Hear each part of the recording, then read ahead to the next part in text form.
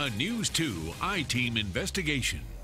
In a first-of-its-kind crime prevention project in South Carolina, the I-Team sent surveys to South Carolina Department of Corrections inmates serving time for burglary or breaking and entering. The survey asked how inmates pick their targets, how they got into houses, and how you could stop a crook from breaking into your home.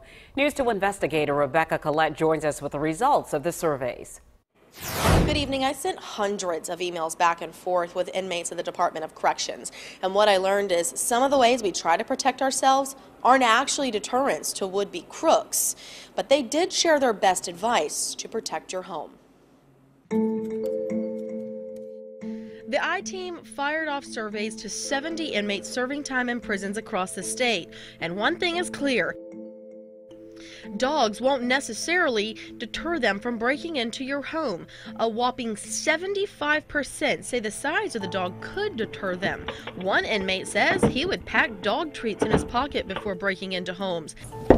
Before breaking in, most knocked, and if someone answered, one of the inmates said he would just lie about why he was there.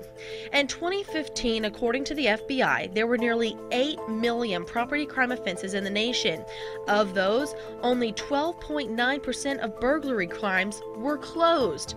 While a third of the inmates in our poll say home security systems wouldn't stop them, half say video cameras would. And Lieutenant Santana with the Somerville Police Department says police are working more and more with home security systems to bust burglars and close cases. We're getting a lot of help from homeowners that have video surveillance installed. That way, if you do become a victim, we have information to go off of. As for other deterrents like lights on timers when people aren't home, several inmates said that didn't stop them. A better method, some suggested, was leaving a TV or radio on when a resident was gone. 11% say they just went right through the front door. A third say they looked for French or sliding glass doors. Another third say they would look for a window. Lieutenant Santana says they usually try to stay out of sight.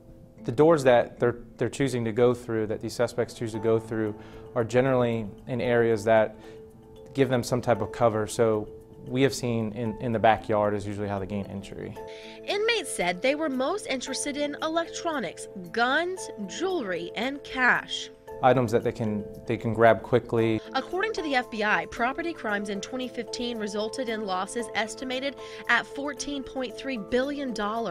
Lieutenant Santana says police are seeing a new commodity crooks are looking for: personal information like bank statements, checks, and social security numbers. So once they have that information, they take that and then they go from committing a burglary to potentially selling that information or committing fraudulent activity using the information that they stole from your residence. As for that best advice, one of the inmates told me this time of year it's particularly important not to put out boxes of expensive gifts. He says don't leave it curbside because it alerts intruders of what you have inside your home. Coming up tonight on News 2 at 11 o'clock, I'm working with a security expert to identify weaknesses around a home. Rebecca Collette, News 2.